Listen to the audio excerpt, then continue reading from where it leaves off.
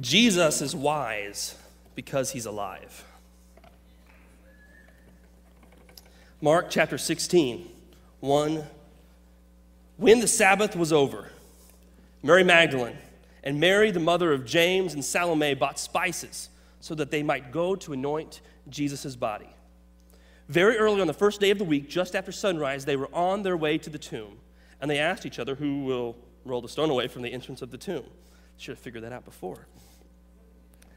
But when they looked up, they saw that the stone, which was very large, had been rolled away. As they entered the tomb, they saw a young man dressed in a white robe sitting on the right side, and they were alarmed. "Don't be alarmed," he said.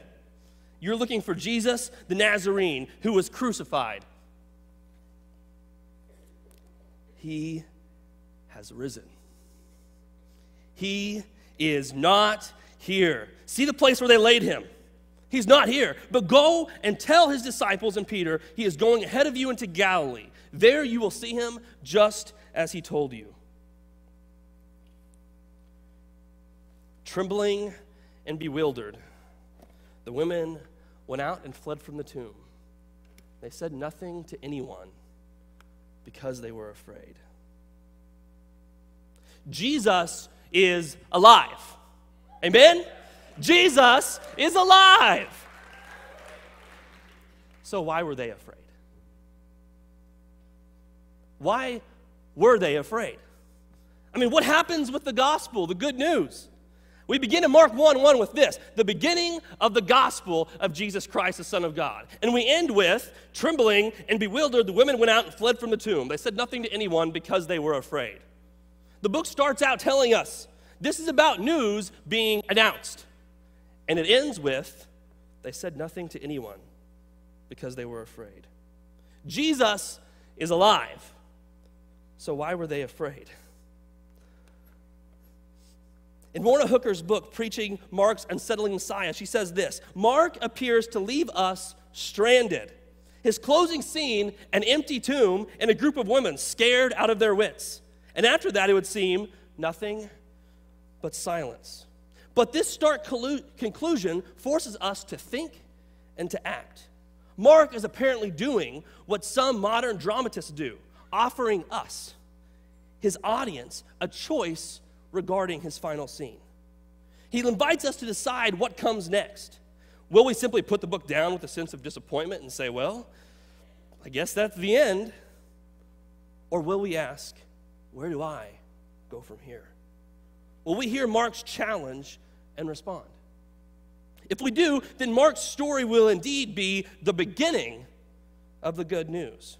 It's like the movie Inception, an invitation to take part in the ending, to dream together. The question of the fright of the woman becomes an internal question, a reflection of our own response to the empty tomb. The narrative of Mark 6:16 does not just remain words on a page, but it turns into a mirror that forces the audience to ask the same question that is asked of the women. Jesus is alive. So why are we afraid? I mean, why are we afraid? What are we afraid of? Freshmen, maybe this is your first semester here. It's first year out on your own. You're beginning to have reality hit about what it means to be leaving the nest. Bills are coming your way. All the graduation money you got is gone. Student loans are stacking up, and you don't know how to keep up your grades and studying. And you don't know how to choose the right ministries and work enough to pay for everything. Maybe you're a sophomore or junior, and this is Ozark, so all your friends are already married.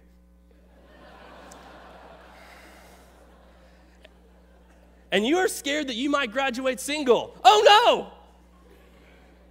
That's okay, by the way. You can graduate single. Maybe you're getting ready to graduate and leave the training wheels and safety nets of Ozark, and setting out headfirst into the world is like setting out for Mount Mordor as two very small hobbits, very far away from home. Maybe you are scared that you will come up short of the expectations of your professors and mentors. Maybe you are scared that you will have a moral failure or experience burnout. Maybe you're just getting to your mid-30s or your mid-40s as professors or as faculty members, and you're thinking, is this really what my life is going to turn out like? Is this really what God has in store for me? This last week I asked a question on my Facebook status, which said, as Christians, what scares you? What are you afraid of? And I got a number of responses. Tom said, I'm afraid that I'm not living according to God's plan.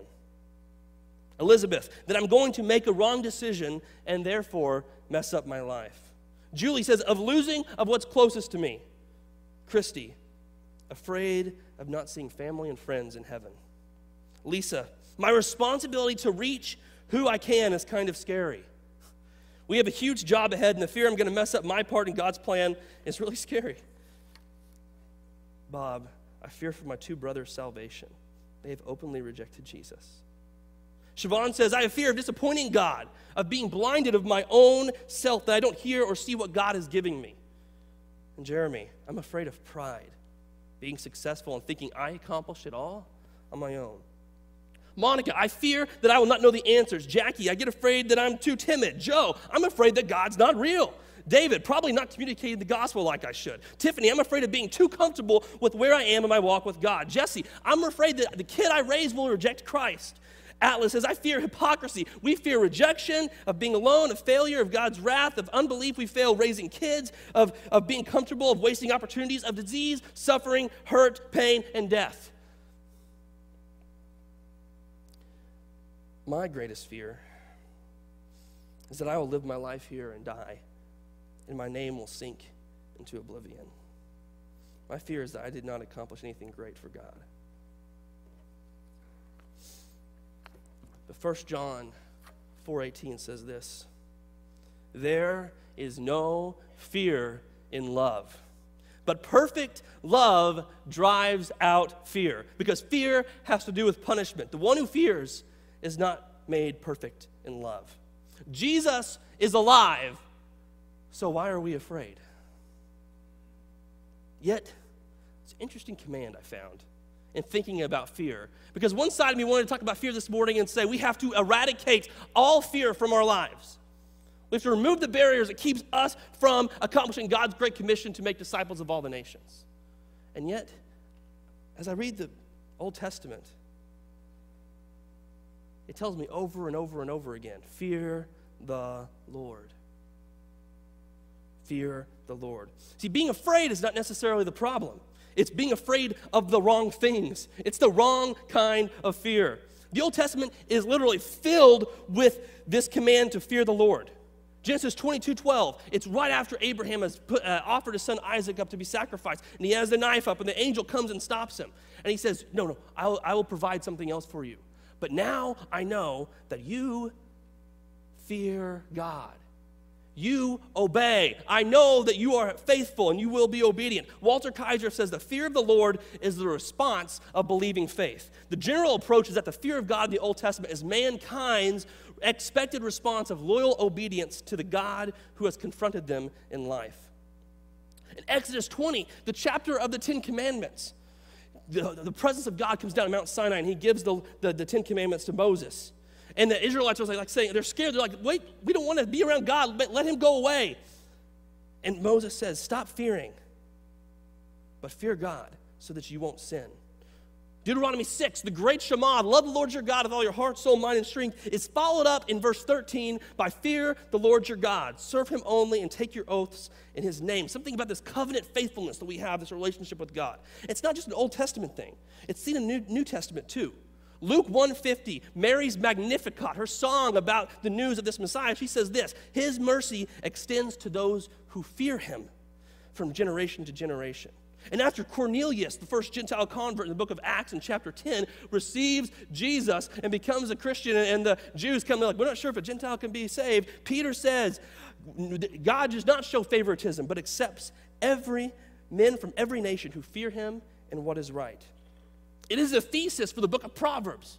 Proverbs 1, verse 7, the fear of the Lord is the beginning of knowledge. It's all over the book of Psalms. You have, you who fear him, trust in the Lord. Fear the Lord, you his saints, for those who fear him lack nothing. Blessed are all who fear the Lord, who walk in his ways. Come, my little children, I will teach you the fear of the Lord. Let all the earth fear the Lord. Let all the people of the world revere him. Let those who fear the Lord say this, his love endures forever. And Solomon in Ecclesiastes sums up all of his wonderings with this. The end of the matter is this: fear God and keep his commandments, for this is the whole duty of man. All throughout the Bible, fearing God is not a negative term, but a positive one. But when we hear the word fear, it has a negative connotation, does it not? There's a negative response to us in our culture for fear for a couple of reasons. The first one, I think, is our culture has tried to do away with fear, for fear controls and limits freedom. You know that this is the brave new world, right? We have no fear because when we fear something, we're giving control to it over our lives, and it limits our freedom. Fear has been painted negatively by the media. It's the reason why they use the word terror and terrorist or terrorize. Fear is a negative thing. And it's more attractive, this is true, it's more attractive to love God as a command than to fear God. But fear, in a biblical sense, must be seen in a positive light. We must have a new, sanctified, biblical understanding of fear. For we are told to fear God, to fear the Lord, and this is the beginning of knowledge. It is part of the full duty of man. It is our response to what he has done for us. Karl Barth points out that when we speak of fear, it more has to do with anxiety. He says, a wrong kind of fear, not to be confused with the right fear of the Lord, abounds around us. It would be better to call it anxiety. We are afraid of bad and dangerous people, afraid of spooks, afraid of death, afraid of the atom bomb, afraid of the Russians, and especially afraid of ourselves, because we do not know how to go out and come in and refuse to admit it. All this fear, this anxiety, is not the beginning, but the end of wisdom. When we fear or have anxiety over anything else or towards anything else besides God, it is an insult to God. Because we are saying we believe that this problem, this situation, this power, it's more powerful or so big that God, you can't handle this. Ultimately, being anxious about anything or being afraid about anything other than God is a form of idolatry. For it is giving control over to that fear, that anxiousness, that insecurity, and it is putting that fear on the throne of our lives and allowing it to control us. The only way, though, to replace fear or an anxiousness of everything else is by replacing it with a fear or faithful, submissive obedience to Jesus. Bart, in a sermon on the fear of the Lord, he said this, and this is very, very powerful. When the right fear of the Lord takes possession of our hearts, we are both lost in amazement and struck by awe, even terror. For we discover that God, since the beginning of time, has not hated or threatened you and me, but has loved and chosen us. He has made a covenant with us, has been our helper long before we knew it, and will continue this relationship. You see, the fear of the Lord, it springs from the discovery that the high eternal God gave his beloved Son for us, for you and for me, taking upon himself our sin and our misery. He made his Son, our Lord Jesus Christ, to be our brother, for whose sake we may call God our Father and ourselves his children. You see, the fear of the Lord, it springs from the discovery that I did not merit this gift, that it has been given to me by the pure and free goodness of God. Fearing God is realizing his redemptive story to undo all the evil in the world and allowing ourselves to get caught up in that story. It is stepping into Mark 16, seeing the empty tomb, realizing that Jesus is alive, and going out in fearful obedience to his command. You see, the woman, the emotion was kind of right. They just had the wrong action. We are called to be afraid, but that fear must lead to faithful obedience and submission to God's will and call in our lives, or it is just anxiety. See, the question, Jesus is alive, why are we afraid? It's done away with. For we are afraid because Jesus is alive.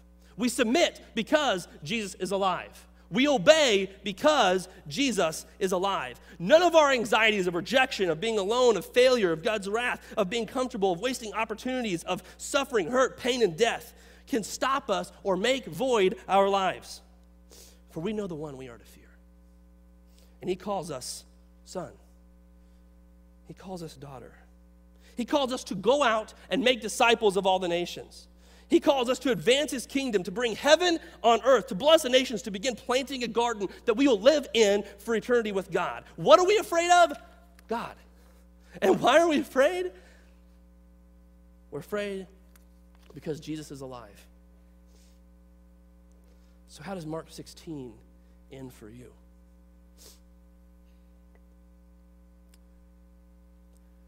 Years down the road, if we can look back on this day, this moment, and we can write our version of Mark 16, verse 8, I hope it sounds something like this. Boldly and without hindrance, the Ozark students and faculty, staff and administrators, guests and friends went out and fled from the tomb. They told everyone because they were afraid.